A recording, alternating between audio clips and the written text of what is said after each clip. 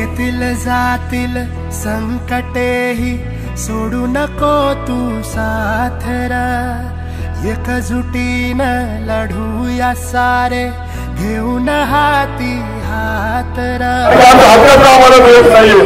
तिघे मंत्री 22 हॉटेलमध्ये झोपलेले आता मुंबईला। दुधाचे संचालक दूध संचालक केरळला फिरायला गेले आणि दुधाचा फरक द्यायला त्यांना वेळ नाहीये, अनुदानाची पाईप प्रक्रिया करायला वेळ नाहीये आणि म्हणून आज दूध कापूस केळी आणि ज्वारी उत्पादन प्रचंड या ठिकाणी बैठक होती आला आहे आणि म्हणून याचा निषेध आंदोलन या ठिकाणी करतोय। या जामनेरचा मंत्री काय करतो, शाहीर बंधू काय म्हणतो।